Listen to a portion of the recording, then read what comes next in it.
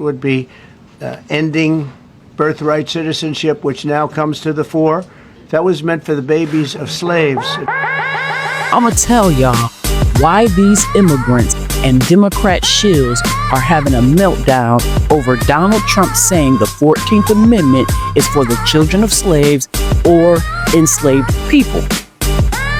It is because it singles FBAs out for something exclusively for us. They are not used to that. They're so used to everything that we have been used to get legislated on the books going to them or giving them priority access to it over us. They're so used to being granted everything we fought for to where they cannot handle something being exclusively for us, and they can no longer have access to it. This sets a precedent to take back all the fruit of our labor freely given to immigrants back and placing it with the true owners, FBAs who fought for them. See, if you start looking at why and how certain rights, privileges, and programs came about and who fought for them and stripped everything these immigrants never fought for, they will be left with nothing. See, they nor their parents fought for anything in their homelands. Instead, they fled, and upon arrival, everything that was for FBAs was taken from us and given to them. That's why they are insisting upon this idea that if they gotta go, FBA gotta go too. See, when they want something or need help with something, like a fight, it's black and brown, black and Asian, black and LGBTQ. But when it's time to pass out the spoils, the only people receiving is the browns, the Asians, the LGBTQ. Think about it. Civil rights, FBAs fought for it. And these immigrants and other groups walk right in and lay claim to everything we fought for. Affirmative action was established for Black Americans, yet we're at the bottom of the list of recipients. Minority business and housing loans, immigrants are at the top.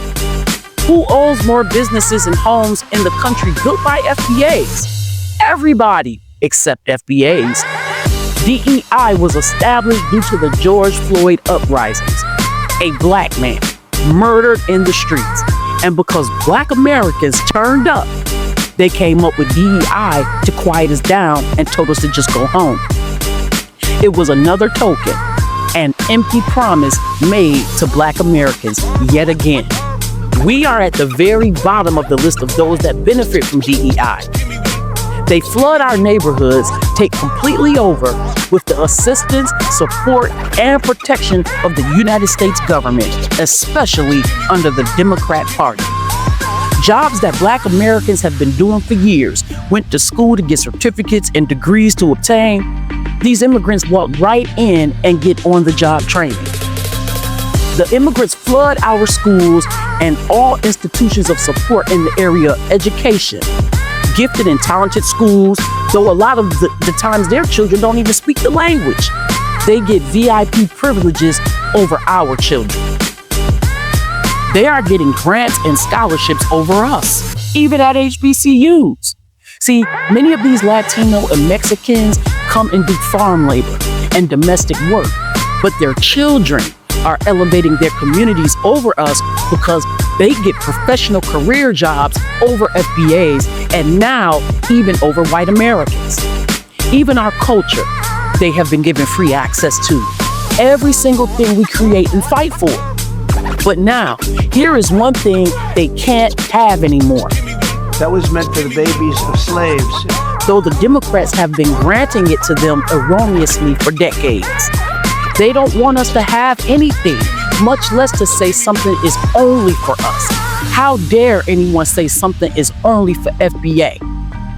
Remember, Kamala turned the Freedmen Bank into an institution for minorities to give everything to the Latinos and her Asian cousins.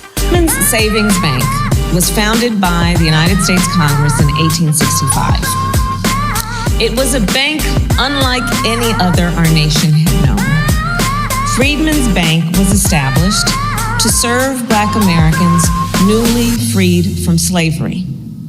to help them build wealth and to build a better future. And then 9 years later, after the bank first opened its doors, because of an economic downturn and because of the organized assault on the project of reconstruction, Freedmen's Bank was forced to close.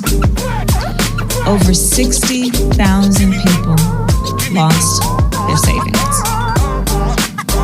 Now, Freedmen's Bank was guided by a vision. The vision of an economy that works for all Americans. Today, Black and Latino homeowners are rejected by traditional financial institutions at a higher rate when applying for home loans. Today, many immigrant business owners, including some Asian American business owners, face language barriers that limit their ability to access capital and banking services.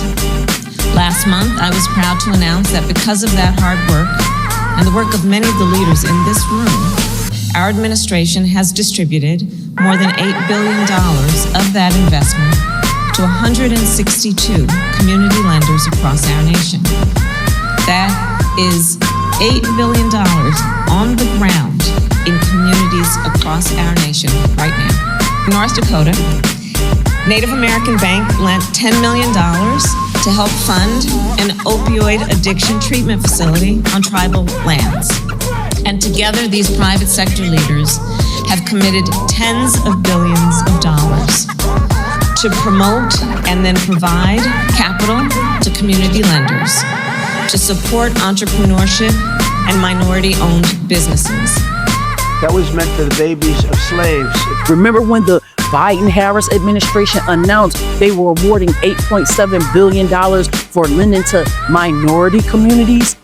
Then we saw who they meant by minorities when she met with the Latino and Asian communities exclusively to talk about giving them money for their businesses. Black Americans didn't even see 10% of that money. CBC and NAACP are supposed to be from FBA, but they help everybody but FBA. Now, the Latinos, the Caribbeans, and the East Asians, or the Asian community, they have their own congressional caucuses and human rights organizations. Most of the CBC members have immigrant backgrounds, as well as the NAACP. Most of these people have an immigrant background. So again, I'm telling you, the issue is they are seething at the idea that something as significant as the 14th Amendment is just for FBAs, and they are losing access to it. That's why they think they can school us about our own history as if we don't know it. They think they can teach us about white people and how they move as if we don't know them after being here with them for over 500 years. These immigrants and politicians, especially the Democrat Party, are not our friends. In fact, they are our greatest adversaries. We know where the Republicans stand. We know they don't care nothing for us. But listen, if things that they're doing is going to benefit us, we'll take it. They want us to put our lives on the line, fighting against ICE. And because we refuse, they are resorting to lies and fear-mongering by telling FBAs that we can lose our citizenship and be deported, when the president himself said the 14th Amendment was and is for FBA. Shalom, family. That was meant for the babies of slaves. That was meant for the babies of slaves.